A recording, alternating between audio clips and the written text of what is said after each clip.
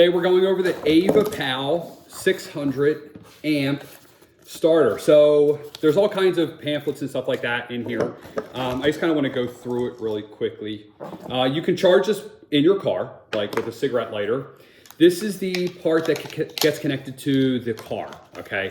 And these aren't just dumb clamps. This actually has this very sophisticated but simple to use device on the end. This basically gives you a green light if you can jump your car. If you maybe hook up things reverse or something like that, it tells you all that on here. It'll indicate all of the errors or anything that you made. So it's kind of dummy proof. If you're very uncomfortable using something like this will really make you comfortable because it basically gives you a green light.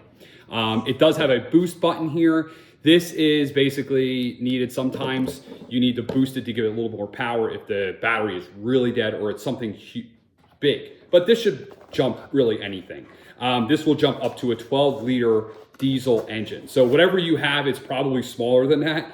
It does come in this nice carrying case. And this is definitely something that I would keep in your car. And also if you have wife or daughters or kids, you probably should have one of these in each car, all right? And I would get the biggest one. It's just one of those things, bigger is better when it comes to jump starters, okay? Just, you know, maybe in case you have it only halfway full or stuff like that. But this is the jump starter, okay? It does have a flashlight on the front here, okay, that you basically long hold the button and it turns on. So obviously this is for night if you need to see around, but it's also a good beacon. So if you were pulled over, you would put this on and you could put the strobe light on and put this by your car, right? And allow people to, to know that you're there. If we look at it, we have a on button here. You hit that, it tells you that it's fully charged. You have a USB-C, a normal USB, and then a high-powered USB output. This would be an input that you would use for your car adapter, okay?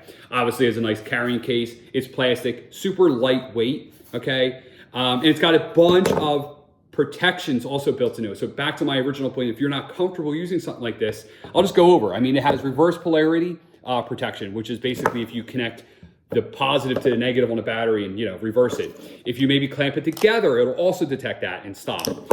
Over voltage, low voltage detection, over temperature. So when you're using this, you're actually drawing a lot of current and you can actually melt stuff. So if it senses you're getting too much current, it'll actually turn it off, okay? It needs to actually cool down for a little bit.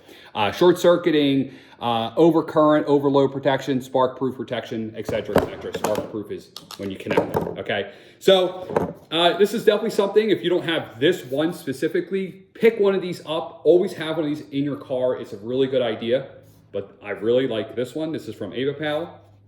Put it in your car. Pick it up, link down below.